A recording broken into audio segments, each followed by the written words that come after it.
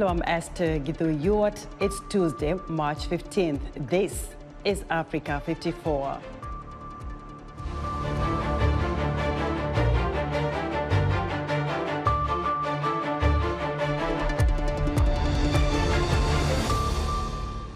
As Russia bombards Kyiv, 3 European Union leaders travel to the besieged Ukrainian capital, exploring the lesser-known causes of muscle pain and the importance of pain management for COVID recovery.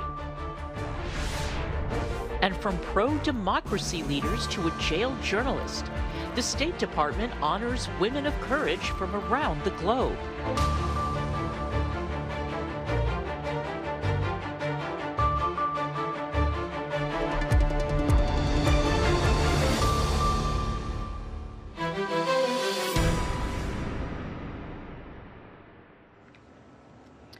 In an effort to show solidarity under the unwavering support of the European Union for the sovereignty and independence of Ukraine, the Prime Ministers of Czech Republic, Poland and Slovenia are traveling to Kyiv Tuesday to meet with Ukrainian President Volodymyr Zelensky and Prime Minister Denis Shmyhal.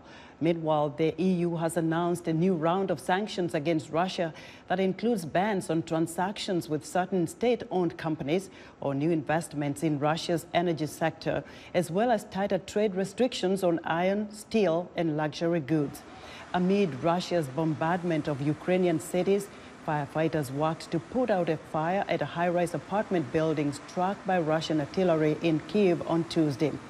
Kyiv emergency services say at least 2 people died in the attack. Kyiv so far has been spared the worst of the fighting since Russia's invasion on February 24th, but the Russian military is slowly closing in on the city and the shelling has intensified. The mayor of Kyiv has announced a 36-hour curfew beginning Tuesday night. The United Nations says the number of people who have fled Ukraine since the invasion began has reached 3 million. Ukraine's civilian population is taking a heavy brunt of Russia's onslaught. A wounded pregnant woman who was seen being carried on a stretcher from a bombed maternity hospital in Mariupol last week has died along with her baby. Video of the woman taken by the Associated Press last Wednesday showed her being rushed to an ambulance. Doctors say she suffered a crushed pelvis and could not be saved. Her baby, delivered by cesarean section, also died. She was one of at least 3 pregnant women tracked down by AP from the maternity hospital that was bombarded. The other 2 women survived along with their newborn daughters. For more on the war in Ukraine, Associated Press correspondent Philip Crowther joins us live from Lviv. Philip, what's the latest? Well, look, there have been further artillery strikes on the capital city, Kyiv, on civilian targets. It must be said, high-rise apartment buildings, for example, going up in flames earlier today, very early in the morning. These are not military targets, of course. These are civilian areas, and it would appear that the Russian tactics currently being employed for the capital city, Kyiv, might be not all too different to what we've seen in the likes of Kharkiv in the north or Mariupol in the southeast. That there are residential areas being attacked, and obviously not just military targets. You already mentioned that in the capital city there's now going to be a 35-hour curfew imposed by the mayor, Vitaly Klitschko. This is a city that has been preparing for a potential battle for 3 weeks now, and indeed even before this invasion began, with a lot of civilians getting military training just in case. Those civilians, now members of the Territorial Defense Forces, as they're called here, and the actual soldiers with the Ukrainian army, now ready in Kyiv and on its outskirts for that potential battle with Russian forces. We should mention that when there are artillery strikes in the capital city, that does not mean that ground troops are advancing. We have no news of any particular advances on the ground. Most military experts still claiming pretty clearly that the ground advances have slowed down almost to a halt over the last few days. What more are people in Mariupol grappling with after last week's bombing? Well, Mariupol is a desperate place right now. It is still being bombed by Russian forces right now, and it's essentially being besieged. It's been over 10 days now for that siege, and tens of thousands of people desperately need to get out. Finally, a little glimmer of hope today. We've been looking at these humanitarian corridors and safe passageways for civilians out of there, and really none of them have worked so far. But today, 2,000 civilian cars are on their way out of Mariupol. They've got a very long way to go, by the way, to a western town called Zaporizhia. That is controlled by Ukrainian forces, 260 kilometers to get out of that besieged city of Mariupol. As I mentioned, while people trying to get out, that city is still being bombarded by Russian forces. It is most likely the city that is getting the brunt of these Russian attacks right now. Very briefly, Philip, is there hope that the ongoing negotiations will bring this war to a halt? There was a little bit of optimism expressed by the Ukrainian side. President Zelensky saying that yesterday's negotiations were good. They continue now this Tuesday, but these two sides will have a lot to make up to somehow come to any kind of agreements, maybe on local ceasefires and humanitarian corridors. Just consider all that's going on in Ukraine right now and the demands from both sides that are completely different. I'll just give you one. Ukraine wants the departure of all Russian troops from its territory. Russia wants demilitarization of Ukraine. Those two simply cannot be reconciled. So we certainly can't hope for a general ceasefire coming out of these talks anytime soon. Philip, thanks. Associated Press correspondent Philip Crowther reporting live from Lviv, Ukraine. U.S. officials flying around the globe to meet with civilians who have been affected by the war in Ukraine, but also speaking virtually in person with officials from other countries who have a role to play in ending this conflict. VOA's Anita Powell reports from the White House with reporting from Eastern Europe Bureau Chief Myroslava Gongadze in Warsaw. As Russian troops rain down terror over Ukraine, this unassuming Italian hotel is the latest front in the fight over the nation's fate. On Monday, U.S. National Security Advisor Jake Sullivan met in Rome for 7 hours with Yang Jiechi, Chinese director of the Office of the Foreign Affairs Commission. Administration officials described it as an intense meeting in which Washington reminded Beijing, privately, of the consequences of China violating sanctions to fund Russia's war effort. I think what we have conveyed and what was conveyed by our national security advisor in this meeting is that should they provide military or other assistance that of course violates sanctions or supports the war effort, that there will be significant consequences. But in terms of what those specifics look like, we would coordinate with our partners and allies to make that determination. In just under 3 weeks of fighting, the nation has hemorrhaged more than 2.8 million refugees.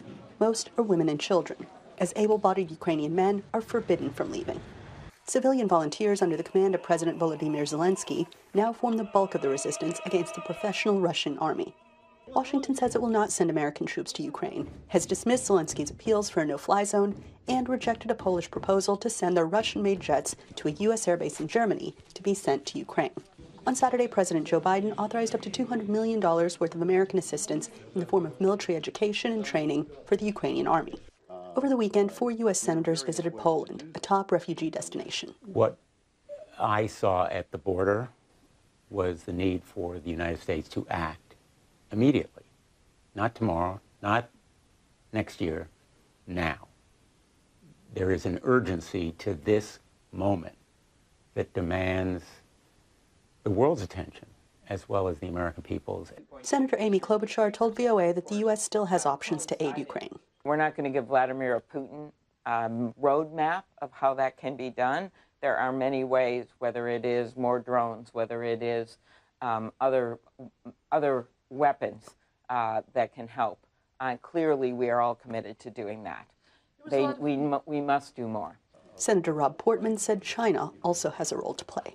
China needs to be careful here because the United States of America has the ability through our market to make the Chinese economy falter as well in significant ways. They depend on us, and we are interdependent in a sense too. A Chinese Foreign Ministry spokesman told journalists Monday that China has been playing a constructive part in promoting peace talks in Ukraine and charged the U.S. with making false accusations. He did not confirm or deny a direct question asking if China planned to support Russia in the future. Also on Monday, Russian and Ukrainian delegations held a fourth round of peace talks virtually. Zelensky says he is aiming for a face-to-face meeting with Russian President Vladimir Putin.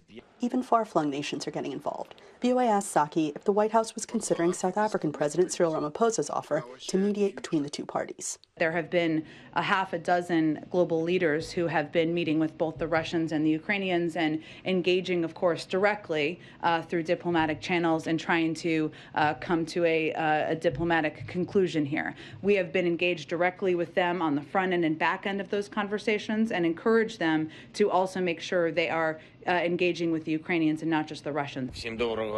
And Zelensky, who's refused to leave his country but has issued a stream of videos to both civilians and lawmakers around the world, is himself opening a new virtual front.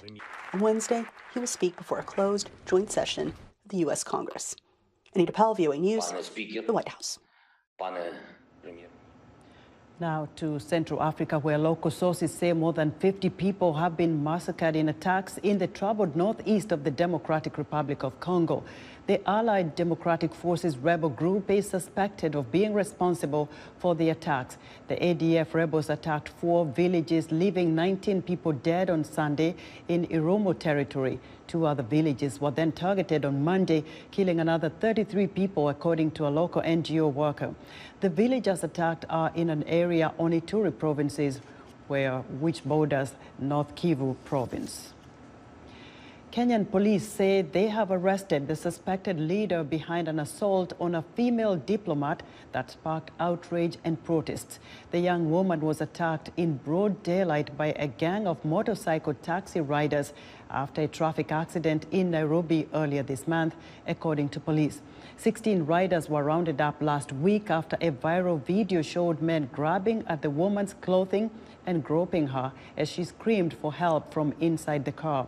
The alleged leader of the attack had evaded arrest until Monday, when he was taken into custody near the Tanzanian border. A Sudanese government official says that members of its security forces attempted to rape a young woman during a protest against military rule in central Khartoum Monday.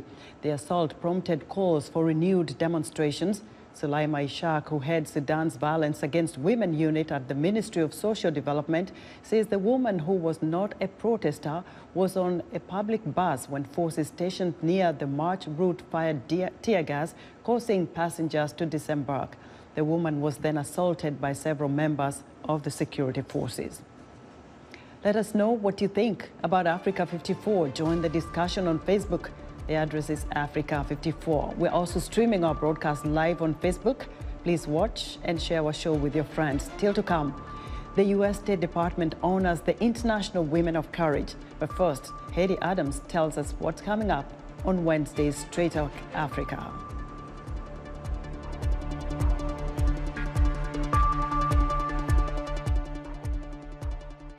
Join me on the next Straight Talk Africa. Russia's bombardment of Ukraine is intensifying and causing an immeasurable tragedy. It's shattering lives, orphaning children, destroying cities, and forcing people to flee their homeland for safety. Are international sanctions against Moscow going to be effective? How will they affect African countries? Ukraine in crisis on the next Straight Talk Africa. Health, wellness, sport, beauty, medical breakthroughs. Healthy Living cares about your well-being. What are the main health concerns in Africa and around the world? Find out the latest on coronavirus.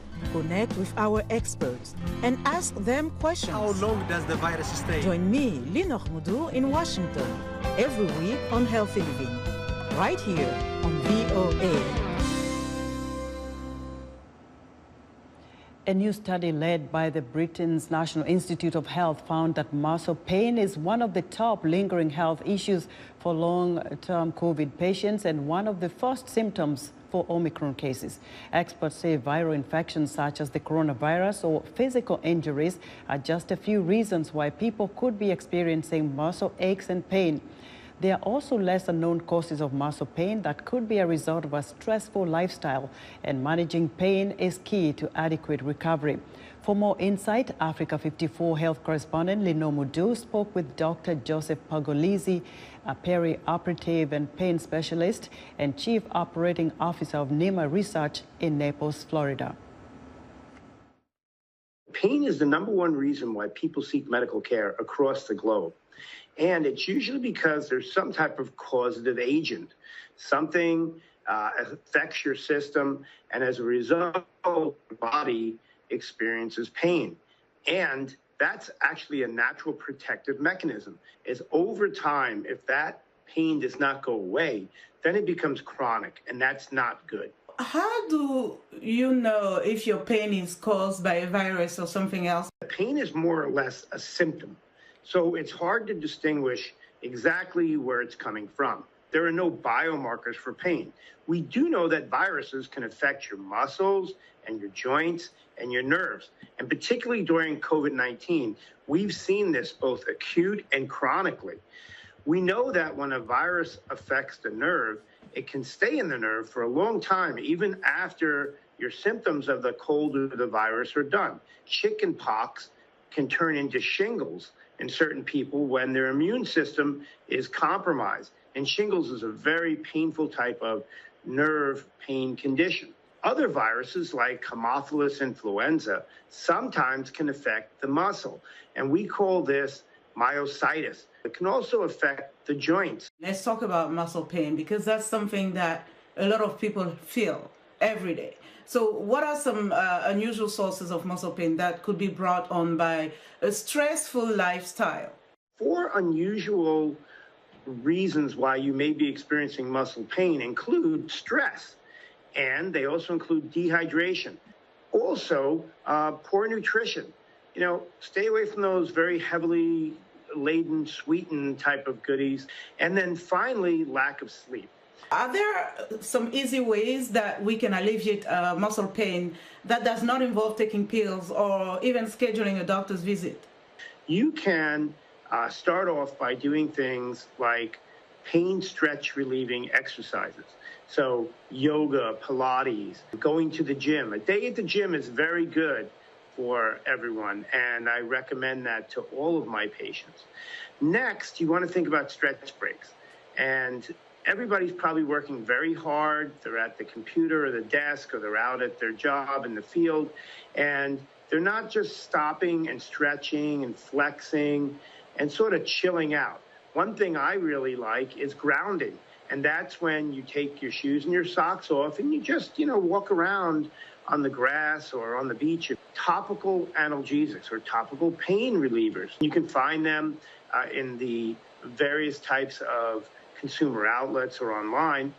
And I have one that I helped create called Instaflex. So you rub them right where your muscle or your joint is experiencing pain, and then you can reapply them usually quicker than you're able to take a second dose of an oral over-the-counter pain medication. These affect pain where the pain is being generated from at the site, and the medication does not go throughout your whole body. Does it work quicker than pain pills? Yes, what we find is that when we're looking at the average type of pain pill, you have to swallow it, it has to get digested and then absorbed, and that usually is going to take a certain amount of time, about 45 minutes to an hour. Topical medications work very quickly. You could take them sooner than you need to wait before you can take another dose of an over-the-counter medication. So then when and how should pain medications be used? Pains that are very bad, pains that affect you, your breathing, if you have stiffness in around that area of the pain, you should see a doctor. But if you're going to try to heal yourself, which is a very good thing, you want to find out how this pain is affecting your activities of daily living, right? Are you able to get up and go to work? Are you able to bend, etc.? And then you want to apply some of those non-pharmacological suggestions, pain exercise, relieving exercises, stretch breaks, and topical analgesics. When we see that the pain is very severe, or we see that there's trouble moving your neck or your back, these are reasons why you want to think about seeing a physician. Also, if there's swellingness or redness around that area that's very intense, again, you want to start to think about seeing a physician. Dr. Joseph Pergolesi, thank you so much. We appreciate your time. You're welcome. That was Africa 54 health correspondent Lino Mudu speaking with Dr. Joseph Pergolesi, a peri-operative and pain specialist and chief operating officer of NEMA Research in Naples, Florida. From Brazil to Bangladesh, Nepal to Vietnam, the U.S. State Department is honoring 12 women from around the world for fighting corruption, gender violence, and discrimination. VOA's congressional correspondent Catherine Gibson has more on the 16th Annual International Women of Courage Awards. A celebration of women and a somber reminder of the dangers they face around the world. Just days after women marched in the streets for International Women's Day, the U.S. State Department recognized 12 women across the globe for their courageous work while pausing to remember the women of Ukraine. Millions of Ukrainian women have fled their country with their families. Millions more have stayed to help their country fight against Russia's unprovoked, unjustified war. I saw many of them on the border with Poland just about a week ago. And it's something that stays embedded in your mind and memory as you see women coming across the border, children in tow, fleeing the Russian aggression. Advocating for more peaceful, open societies is a common theme among the 12 women honored this year. This year's Women of Courage are making our world more peaceful, more just. Across 4 continents, they're tackling complex challenges from organized crime to environmental degradation. They're advancing the rights of women, girls, LGBTQI+ people, and other marginalized groups. And despite harassment, violence, imprisonment, they persist. From Liberian women rights activist Fosia Boyona Harris. Her bravery to stand up to counter protesters and aggressive security personnel were pivotal during a 3-day anti-rape protest in August 2020 that directly led President George Weah declaring rape a national emergency and announcing other initiatives crucial to protecting Liberian women. To Moldovan parliamentarian Doina German. She led the passage of landmark legislation establishing electoral gender quotas that resulted in women now holding 40% of the seats in Moldova's parliament, an all-time high. These women have redefined courage, said keynote speaker and honoree Naja Mangush, the first female foreign minister of Libya. When you decide to listen to your true self, when it is hard to speak up, when you decide to be a woman in senior position, knowing that that means will you be under the microscope all the time, being judged, criticized, and bullied. That courage. Women who decide to risk it all and leave their home, countries, their safe havens in search of self-fulfillment elsewhere. That is courage. First Lady Jill Biden said telling these stories of courage advances women everywhere. To all women of courage, those fighting injustice in Latin America or hoping to learn in the Middle East, working for democracy and stability in Europe, protecting their families in sub-Saharan Africa, or speaking out against gender violence in Asia. We will continue to work with passion and persistence, with development and democracy, to stop those who wish to silence you. And we will tell your stories, even when you cannot. More than 167 women from dozens of countries have been honored with the award since 2007. Catherine Gibson, VOA News, Washington.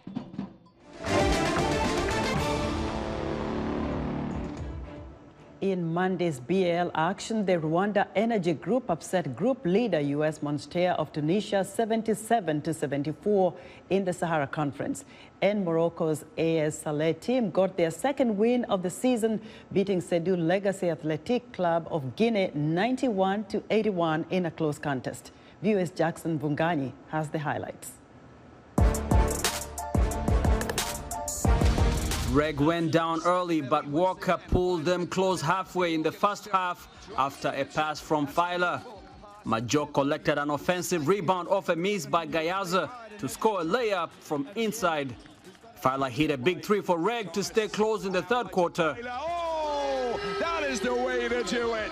Ndize hit another three from Reg after a pass from Filer. Oh, it's a beautiful three-pointer there from Unzie. Another three by Mpoyo off a pass from Filer put Reg 1 point ahead of Monastir to finish the third quarter. And a big score. Dixon of Monastir had a quick answer with his own three to keep the score close. How about that massive three-pointer coming? Manga extended the lead for Reg with an inside layup and followed that up with a long jump shot. Oh, the soft hands from the big man. Slimane kept Monastir close with a score in the paint. And that's a beautiful score there for Slimane. Filer made one of two free throws to keep Reg ahead on the way to a final score of 77-74.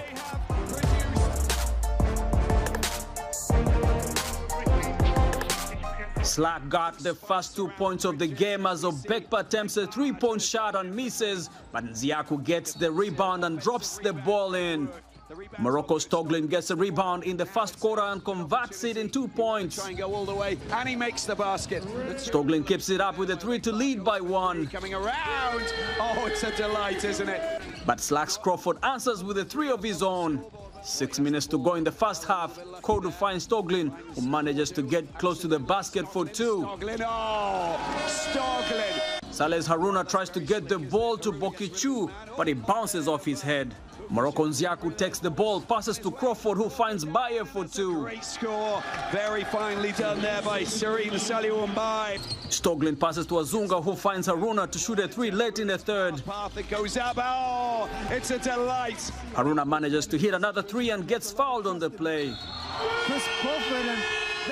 Haruna finds Massa in the paint for two to push their lead to 5. Morocco stays in the lead in the fourth as Stoglin passes to Haruna for a layup, extending their lead to 9. Slacks Miller Jr. loses the ball, and Saleh Haruna is there to pass it to Stoglin, who scores. He does really well. It drops as well. Stoglin tries for a pass to Massa, but is blocked by Guinea's Fofana. But it doesn't matter as the game ends with Saleh taking this one by 10.